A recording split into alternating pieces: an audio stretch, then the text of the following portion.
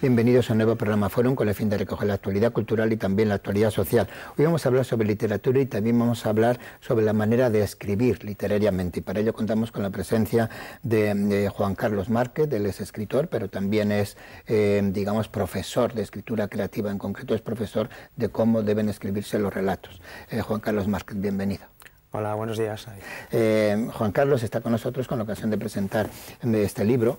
Lleva el título de Llenar la tierra y, como no, tendría que ser un libro de relatos. Sí, ¿verdad? sí.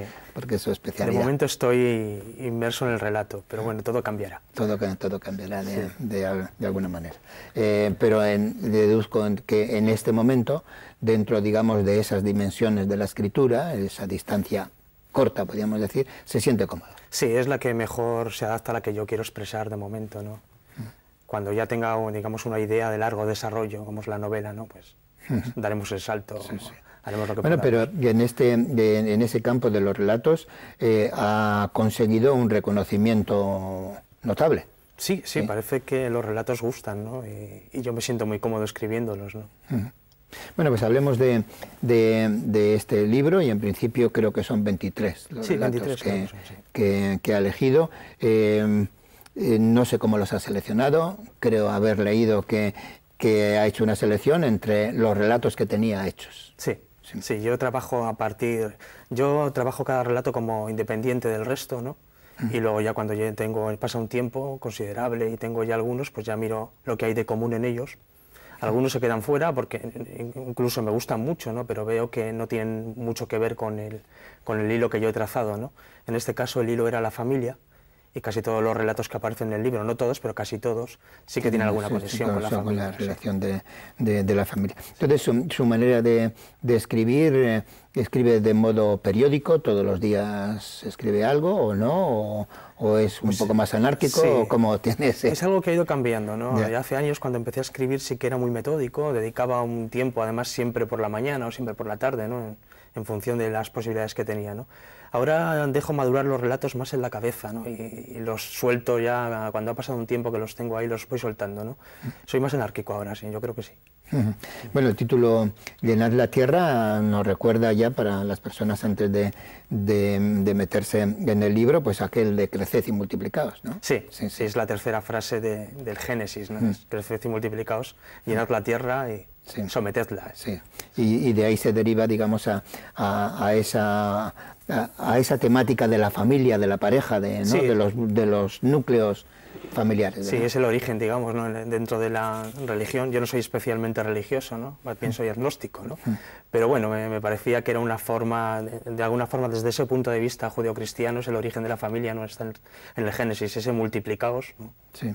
Es lo que da pie al origen y a la expansión del hombre, ¿no? en el mundo. Bueno, y además la familia es un núcleo de relación de personas tan básico que permite analizar, bueno, pues muchos contextos, muchas interrelaciones, muchos conflictos también, ¿no? Muchas maneras de relacionarse. Se suele decir que el hombre es un animal social, pero yo creo que es un animal familiar. Yo creo que buena parte de lo que es un hombre al final cuando llega a la madurez, la culpa la tiene la familia, ¿no? De lo bueno y de lo malo. De hecho, también se dice que detrás de un hombre hay una gran mujer, ¿no? Y viceversa. Yo creo que detrás de un hombre o una gran mujer hay una gran familia. Sí. O sea, que en la familia se puede encontrar de todo, porque lo mismo que decimos de una gran, igual también digamos, de relaciones y situaciones y pues más o menos anormales, ¿no? O posesión o exageración. Sí, se dan relaciones de poder, relaciones de incluso chantaje a veces, ¿no? Chantajes emocionales, ¿no? Y todo ese universo de relaciones de poder, de afectivo, de toda esa mezcla, pues salen historias que yo creo que merecen la pena ser contadas. Sí, porque así de la misma manera que hay personas o instituciones o religiones que favorecen y que consideran que la familia es la base de la formación espiritual, hay otras personas también que consideran que la familia es la base de la deformación total, ¿verdad? Sí. Puede ser, necesitaría instrucciones de uso, ¿no? La familia, ¿no? De alguna forma. Sí. Y aparte que luego, por mucho que ahora se hace mucho hincapié en la educación, ¿no? Fuera de la familia, pero al final es la familia la que educa a los individuos, ¿no? Y dentro de ese entorno es como, digamos, es un mundo extraño de puertas para adentro, ¿no? Tú llevas una vida más o menos normal, de lo que lo que es la sociedad, ¿no? Pero cuando ya se cierran las puertas de la casa, ¿no? Ahí empieza como un micromundo, a veces un poco extraño, ¿no? Es ese misterio que tenemos por las casas, las puertas cerradas, ¿no? ¿Qué hará esa familia, ¿no? ¿Qué pasará ahí? Sí, sí. Parece que todos debemos saberlos, pero luego no tenemos ni idea de lo que hacen otras familias, ¿no? Ha comentado que entre los relatos que tenía escritos buscó para unirlos en este libro, pues aquellos que tenían, digamos, esa relación en cuanto al contenido de personas o de personajes que tienen una vinculación familiar, así en general. En cuanto a los aspectos formales, ¿también buscó algún parecido o precisamente buscó lo contrario, una variedad notable? Como... Yo siempre busco la variedad, porque yo creo que hay varias teorías en torno a los libros de relatos, ¿no? Hay una teoría que dice que los libros de relato tienen que tener una unidad temática muy fuerte y prácticamente uno o muy poquitos registros. Yo creo que eso se asemeja mucho a la novela. Sí. Y a mí lo que me gusta es distanciarme de la novela, porque precisamente el relato es un género en sí mismo porque se diferencia de la novela, ¿no? Y cuanto más registros, voces, tipos de texturas diferentes pueda encontrar en un libro, pues yo lo prefiero. Y cuando lo escribo, pues procuro hacerlo así. Sí, sí. Incluso cuando escribe cada uno de los relatos. Sí, sí, sí. Yo, sobre todo, lo que más me atrae de la escritura es divertirme. Si llega un momento en que yo me vuelvo previsible, sé cómo van a terminar mis relatos, lo más seguro es que ni los escriba. Y si veo que me repito, pues intento cambiar de registro, irme a la otra punta, cambiar el punto de vista del narrador, cambiar de tema, que no lo cuente un niño, que lo cuente un anciano. Siempre me gusta ir buscando porque yo... El punto de vista, entonces, es uno de los aspectos fundamentales. Sí, es un aspecto fundamental, porque depende desde dónde se cuente, de quién lo cuente, la historia va a variar. Puede ir a un extremo o a otro, ¿no? De las palabras que decía me ha parecido curioso, se me ha quedado esto de si yo sé cómo van a terminar mis relatos, lógicamente, ¿no? Sí, Tendrá que saberlo. Yo no lo sé, normalmente no lo sé. No, pero sé como decía ahora, que procura llevarlo, antes de escribirlos, antes de materializarlos, bastante maduros. Dentro de esa madurez estará digamos, el cómo se resuelve. Está el cómo se resuelve, pero nunca se cumple. Ya. Nunca se acaba de cumplir. Al final me lleva a otro sitio, la historia me va llevando y me va llevando a un lugar que no era el que yo había planeado, ¿no? Y a mí lo que me interesa como escritor es ese descubrimiento, ¿no?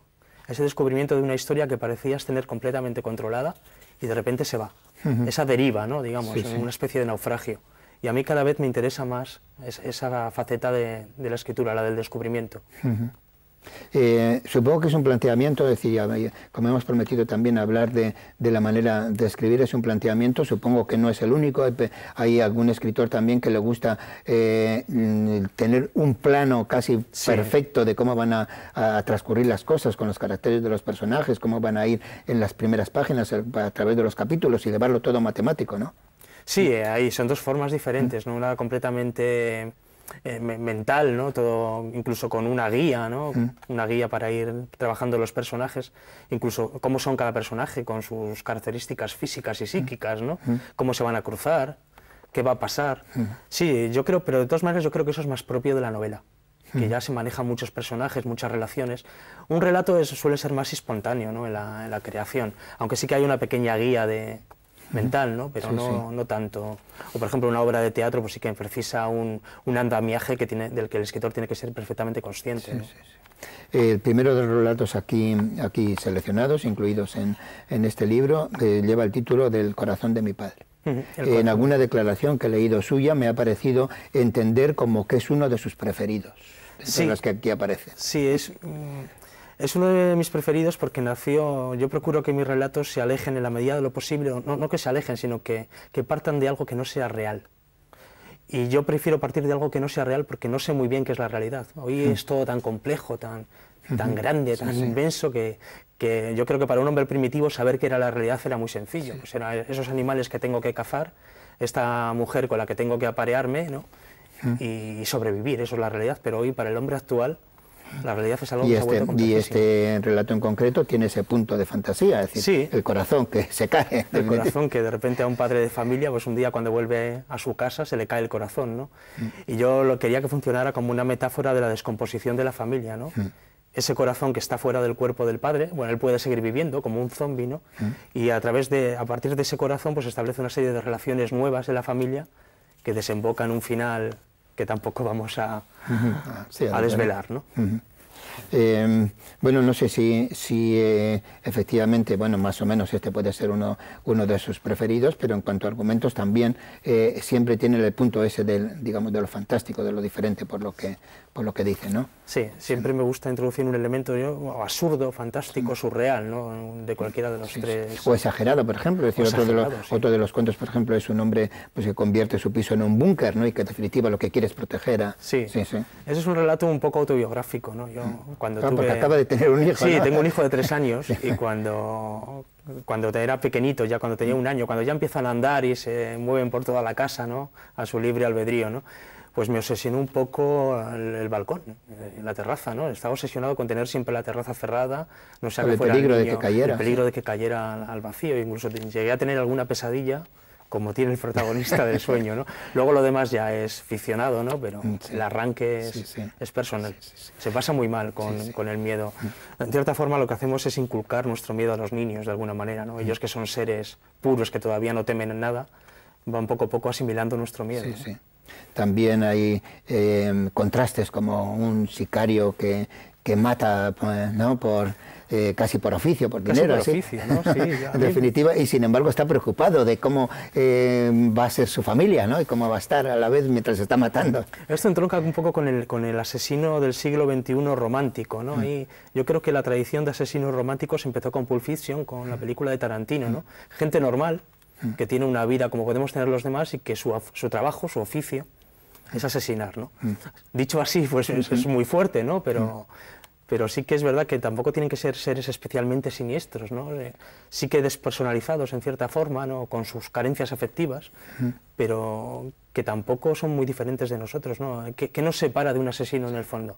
Parece que un gran trecho, ¿no? Pero en el fondo cualquier mínimo suceso nos puede... De hecho, cada día hay personas normales que dicen, no, se volvió loco y mató, ¿no?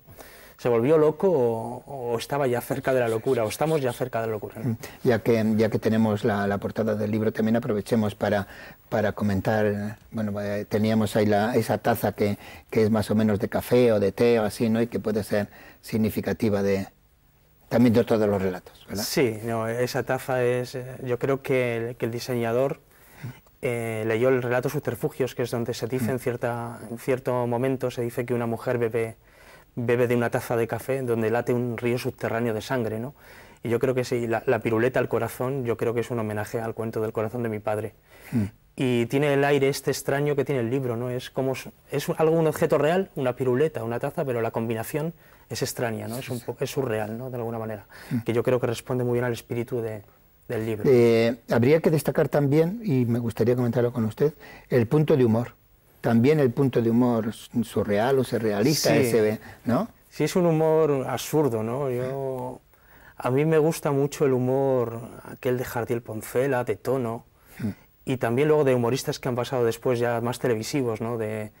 Pues de Tipi Col, ahora mismo de Faimino y Cansado, ¿no? Son humoristas a los que tengo... Que descoloca mucho, ¿no? Sí, sí, es un humor que pretende... Bueno, es universal porque no tiene ningún asidero, digamos, real, ni cotidiano, ni costumbrista, ¿no?